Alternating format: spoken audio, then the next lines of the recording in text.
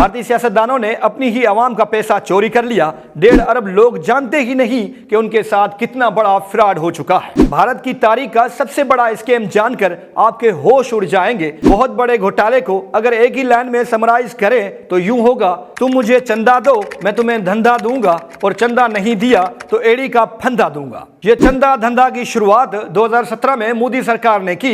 इस धंधे में भारत की सभी सियासी पार्टियों ने अरबों रुपए के घोटाले भी किए। 2017 से 2024 तक मोदी सरकार, इलेक्शन कमीशन, यहां तक के भारत की सभी पार्टियों के लीडर झूठ बोलते रहे, लेकिन अब सच सामने आ चुका है। इंडियन इलेक्शन कमीशन ने सन 2017 के तफसीलात सामने लाने के बजाय 2019 से 2023 तक के तफसीलात मीडिया के साथ शेयर किए हैं। इलेक्शन कमीशन के मुताबिक इन 4 सालों में मुख्तलिफ कंपनियों और शहरियों ने 12,000 करोड़ रुपए से ज्यादा के बांड खरीदे, जिसका तकरीबन 85% हिस्सा हुक्मरान जमात भारतीय जनता पार्टी को दिया गया। इलेक्ट्रोल बॉन्ड्स के फ्रॉड से मुतल्लिक भारतीय सहाफी, सामाजिक कारकुन और व्लॉगर्स काफी अरसे से आवाज उठा रहे थे, लेकिन इलेक्शन कमीशन को हिम्मत न हुई कि वो तफसीलात सामने लाए। ये तो भला हो भारतीय सुप्रीम कोर्ट का, जिसने ये तफसीलात सामने लाने का हुक्म दिया। सुप्रीम कोर्ट ने हुकूमत और स्टेट बैंक ऑफ इंडिया की मुखालफत के बावजूद गुज़िश्ता हफ्ते हुक्म जारी किया था कि इलेक्ट्रोल बॉन्ड की तफसीलात को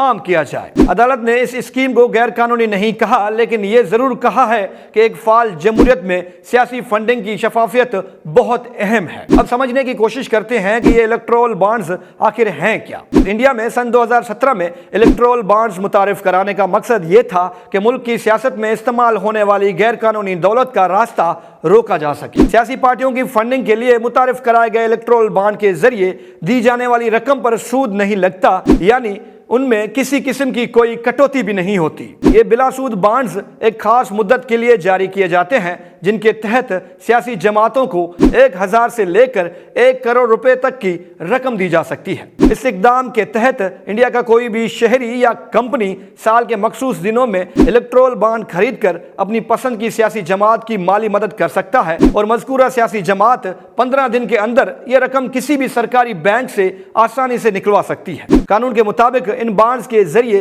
किसी भी ऐसी सियासी जमात को पैसे दिए जा सकते हैं जिसने कौमी या सूबाई रियासती असेंबली के इंतखाबात में महज 1% से कम वोट हासिल न किए हों। अप्रैल 2019 से जनवरी 2023 तक मुख्तलिफ कंपनियों और शहरियों ने 12,000 करोड़ से जायद के बॉन्ड्स खरीद किए हैं, जिसका तकरीबन 85% हिस्सा हुक्मरान जमात भारतीय जनता पार्टी को दिया गया। दूसरे नंबर पर बंगाल की इलाकाई जमात तृणमूल कांग्रेस है, जिसको 1610 करोड़, और तीसरे नंबर पर कांग्रेस है, जिसे 1422 करोड़ रुपए मिले हैं। हैदराबाद की mega engineering and infrastructure limited company BGB को 584 करोड़ रुपए दिए, जो उसकी अतिया की हुई कुल रकम का 60% बनता है। यह किसी भी कंपनी की तरफ से किसी एक सियासी जमात को दी जाने वाली सबसे बड़ी रकम थी। इसी तरह भारत की दीगर कंपनियों ने भी हुक्मरान जमात समेत दीगर जमातों को अरबों रुपए डोनेट किए हैं। अब इलेक्शन कमीशन ने तफसीलात जारी किए हैं, तभी भारतीय कौम को पता चला है